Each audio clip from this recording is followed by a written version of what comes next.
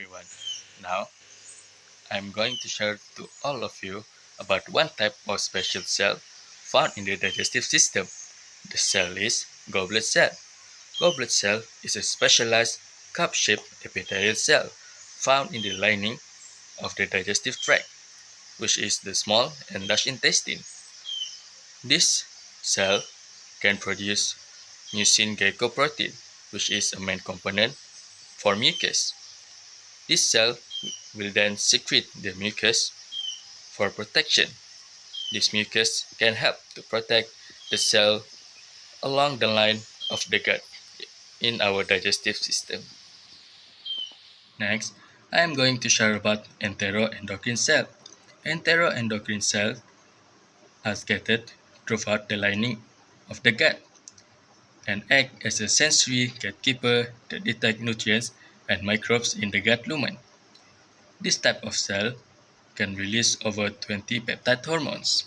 Because of this, they can communicate with the brain and the nervous system via the hormone, thus influencing mood and behavior. One of the examples of enteroendocrine cell is A cell that produce ghrelin hormone. This hormone can stimulate hunger. Enterocytes are specialized epithelial cells that line in the small intestine and plays a major role in digestion and nutrient absorption. They are mainly found on the villi, which is increase the surface area of the intestine. On the surface of enterocyte are microvilli, forming the brush border, which further enhances absorption efficiency. These cells absorb digested nutrients such as glucose, amino acid, fatty acid, vitamins, and minerals. Enzymes located on the brush border, like disaccharide and peptidases, help complete the final steps of digestion before absorption. Enterocytes also package lipid into chylomicrons, which are transported into the lymphatic system. Overall, enterocytes are essential for converting digested food into nutrients that the body can use for energy, growth, and repair. Chief cells are specialized cells found in the lining of the stomach and play an important role in digestion, especially protein digestion. Their main function is to synthesize and store digestive enzyme, particularly pepsinogen, which is an active precursor of enzyme pepsin. They also secrete small amount of gastric lipase, which helps in fat digestion. When food enters the stomach, chief cells release pepsinogen into the stomach lumen. In the highly acidic environment created by hydrochloric acid, pepsinogen is activated and converted into pepsin. Pepsin then breaks down large protein molecules into smaller peptides, making them easier to digest further in the small intestine. Overall, chief cells are essential for initiating protein digestion in the stomach. Goblet cells don't typically interact directly with each other. Their primary interactions are with other epithelial cells, immune cells, and the external environment. Goblet cells are interspersed among the other epithelial cells. The example is columnar epithelial cell in the respiratory and digestive tracts.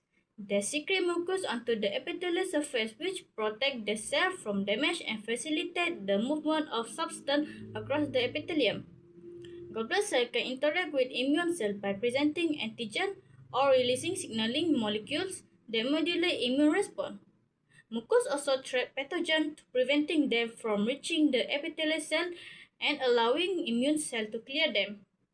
Goblet cells respond to stimuli from the external environment such as irritant or pathogen by increasing mucus production. This helps to protect the underlying tissue from damage and infection. The second interaction is in enteroendocrine cells. Enteroendocrine cells interact with each other through both paracrine and endocrine signaling. They can communicate directly via local diffusion of hormones, paracrine, or indirectly through the bloodstream, endocrine. One of specific interactions including paracrine signaling. It is one type of enteroendocrine cell that can release a hormone that affects the function of a neighboring enteroendocrine cell. For example, one cell might release a hormone that stimulates or inhibits the release of another hormone from nearby cell. Secondly, For nutrient sensing and feedback loops, different enteroendocrine cells respond to different nutrients. The release of hormones from one cell type can influence the sensitivity or activity of other enteroendocrine cells, creating complex feedback loops that regulate digestion and appetite. Then, neural regulation. Enteroendocrine cells are also influenced by the nervous system. Neural signals can modulate the release of hormones from these cells, which can affect the activity of other enteroendocrine cells. Lastly, for immune cell interactions. Interactions with immune cells in the gut can also influence enteroendocrine cell function and hormone release to modulating the interactions among different enteroendocrine cell types. Enterocyte absorptive cells form a sophisticated, highly connected monolayer that manage nutrient uptake, maintains a physical barrier, and communicate with the immune system. Interaction with goblet cells, enterocyte coexist with goblet cells, which secretes a thick layer of mucus. Enterocyte interact with this mucus via their glycocalyx. This interaction traps digestive enzyme and creates an unstirred water layer that facilitate nutrient diffusion. Coordination with enteroendocrine cells (EEC). When enterocytes sense high level of nutrients, they interact with neighboring EECs. The EECs release hormone like glucagon like peptide 1, GLP-1 or CCK, cholecytokinin, which can then act back on the enterocyte to increase the expression of nutrient transporters. Notch signaling, or known as cell-fat interaction, during the development in the crypts, enterocytes interact with the neighboring cells via notch signaling. A cell that becomes secretory biased will signal its neighbors to become enterocytes. This lateral inhibition ensures the gut maintains the correct ratio of absorptive cells to secretory cells. Chief cells interactions are characterized by a highly coordinated feedback loop involving chemical, hormonal, and neural signals. Hormonal regulation, gastrin. The stimulation of chief cells is heavily influenced by the hormone gastrin, which is released by G cells in response to the presence of peptides and amino acids in the stomach. Neural regulation, acetylcholine. The cephalic phase of digestion triggers the vagus nerve to release acetylcholine, which directly binds to muscarinic M3 receptors on the chief cell membrane to induce exocytosis of pepsinogen granules. Inhibitor feedback, somatostatin. To prevent mucosal damage, these cells release somatostatin, which acts in a paracrine fashion to inhibit the secretory activity of both parietal and chief cells once the gastric pH drops too low. Parietal cell and acid activation.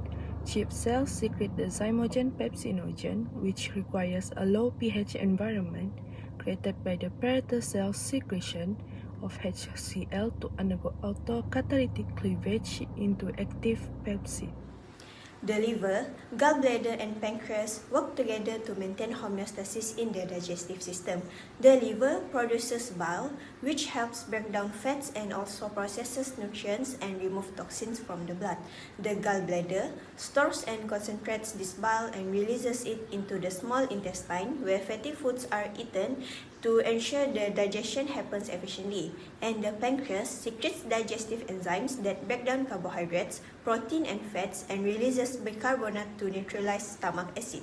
It also helps to regulate blood sugar through hormones like insulin and glucagon. Together, these organs maintain balance by supporting proper digestion, nutrient absorption, and stable internal conditions.